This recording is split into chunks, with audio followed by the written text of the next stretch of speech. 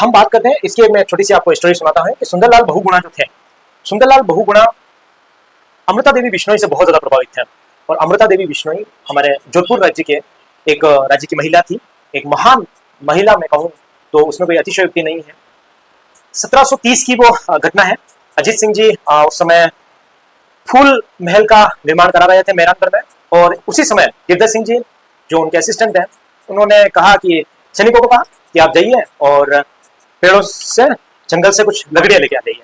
तो भाई साहब वो सैनिक थे, वो उनकी अलग ही धड़, तो गए खेजड़ी गांव में चले गए। और खेजड़ी गांव में जाने के बाद में उन्होंने, क्योंकि खेजड़ी के वृक्ष थे वहां पे आमतौर पर, तो खेजड़ी के वृक्ष देखे और वृक्ष देखने के बाद में उनकी कटाई शुरू कर दी। ये बात जैसे ही अमृता देवी बिश्नोई के कानों में पड़ी, क्योंकि वो महिला तो यार बिश्नोई समाज की महिला थी, और बिश्नोई समाज में तो जम्बो जी हमेशा कह के ही गए हैं कि सर साथे रुकड़ो तो भी सस्तो जान, कि भाई आपके सिर पे पेड़ है तो भी आप सिर कटवाने में कोई अतिशयोक्ति आपको नहीं होनी चाहिए। तो समाज की वो महिला थी, और उस महिला ने जैसे ये आदेश सुना कि ये खेजड़ी, और यार कि तुम भेंडे हो गए, एक तो जोधपुर में पहले से रुकड़े कम, और ऊपर से तुम रुकड़े काटने आ गए। फुल महल बनाना है तो किसी और सूखी लकड़ियों की बनाओ, है कि हरे भरे पेड़ क्यों काट रहे हो, सूखी लकड़ियां खूब मिल जाएगी आपको। वो तो सैनिक तो मानने वाले नहीं, राजा के सैनिक है भाई, उन्होंने तो माथे चढ़ा रखा राजा ने उनको। तो वो क्या करते हैं कि पेड़, फिर भी वो उसकी तो कौन होती है बचाने वाली, कि कौन अमृता देवी बिश्नोई कौन है क्या है, वो तो चला के आ गए। और उसके बाद में उन्होंने कहा कि यार हमें कोई नहीं, उसका कटिंग करो इसकी। तो अमृता देवी बिश्नोई उस पेड़ों को हक कर लेती है, यानी कि उन पेड़ों को चिपक जाती है। उसको देख के उसके जो बेटे बेटी थे वो भी वहां पे चिपक जाते हैं उस पेड़ों से, एक एक पेड़ को, 3-4 बेटे उनके थे, वो भी उनको ले लेते हैं। उनके पति थे रामो जी, वो भी उस पेड़ को पकड़ लेते हैं। और भाई साहब उसके साथ साथ में ही 363 पुरुष और महिलाएं, 363 पुरुष और महिलाएं जो थी वो पेड़ों को पकड़ लेते हैं। राजा के सैनिक नहीं मानते हैं और उन पेड़ों की कटिंग कर देते हैं। और जो अमृता देवी बिश्नोई और इनके साथ में उनके पति, उनके बच्चे और जो जितने भी लोग थे, 363 लोग थे, वो शहीद हो जाते हैं वहां पर। जब ये बात राजा को पता चलती है तो उनको काफी दुख होता है, और वो दुख तो क्या करें, राजा की गलती ही थी, दुख होता है। उसके साथ में ही वो पेड़ के काटने के आदेश थे उनको कम करते हैं, हटवा देते हैं, कब तो क्या करते हैं उसको खारिज करवा देते हैं।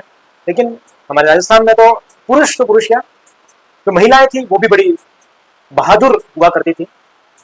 तो ऐसा राजस्थान की हमेशा से प्रथा रही है।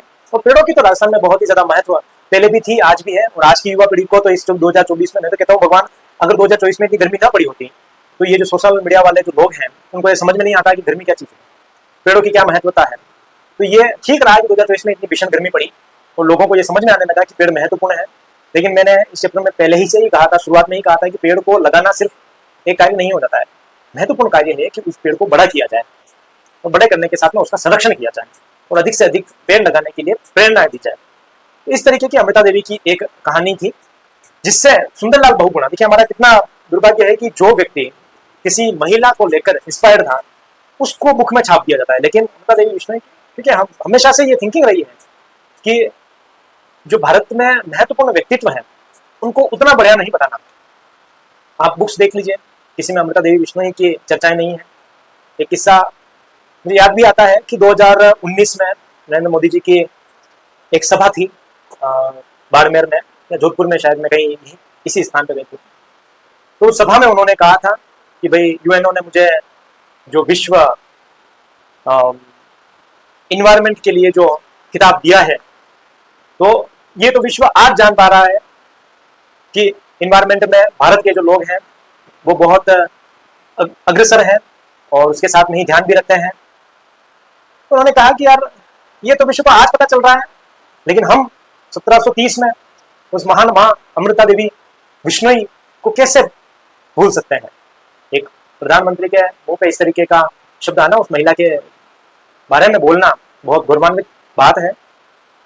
तो इस तरीके से हमें जो दूसरे जितने भी हमारे जो किरदार हैं उनको भी याद रखना चाहिए, सिर्फ इसलिए नहीं कि उनको बुक्स में स्थान नहीं दिया हुआ है। इसीलिए आपको पता भी होगा कि हम और हमारी टीम जो राजस्थान में महत्वपूर्ण ऐसे मंदिर हैं जिनके बारे में आमतौर पर लोग नहीं जानते हैं, जिन्हें इतिहास में सही स्थान नहीं दिया गया है, उनके बारे में रिसर्च करना, उनके बारे में लाइव जाके बताना, इसका हमारा एक प्रोजेक्ट भी चल रहा है जो हमारे ही इस चैनल पर बताया जा रहा है। इसमें कुछ वीडियो तो आ चुके हैं, लेकिन कुछ व्यस्तता के कारण अगले वीडियो आ नहीं पा रहे, बहुत जल्द वो भी आ जाएंगे। तो आपको इस चैनल पर लगातार बहुत सारे मंदिरों के बारे में जानने को मिलेगा, तो जुड़े रहिए और दूसरों के साथ में भी इस चैनल को साझा कीजिए। हम ऐसा नहीं है कि किसी से फंडिंग लेके काम कर रहे हैं या फिर हम किसी से पैसे लेके सारा काम कर रहे हैं, ऐसा नहीं है। हम अपने स्तर पे कर रहे हैं और ये मेरा खुद का एक प्रोजेक्ट है कि मैं उन सभी मंदिरों की चर्चा करूं जो मंदिर विशेष तौर से इतिहास में दर्ज होने चाहिए थे, जिनको यथास्थान नहीं मिल पाया है। प्रयास करते रहेंगे। अगर अच्छा आपका प्रेम मिला तो बढ़िया बात है, वरना हमारा तो प्रयास है ही, आपको नई नई वीडियोस उसमें मिलती ही रहेगी। फिर हम वापस आते हैं टॉपिक पे। तो इस तरीके से ये चिपको मूवमेंट होता है और चिपको मूवमेंट होने के साथ में ही जो सुंदरलाल बहुगुणा है तो किससे इंस्पायर हुआ था, तो अमृता देवी बिश्नोई से हुआ था। और असली चिपको आंदोलन तो वो था जो खेजड़ी में था और आज भी जोधपुर में एकमात्र विश्व का वृक्ष मेला भरा जाता है। ठीक है, ध्यान रखिएगा।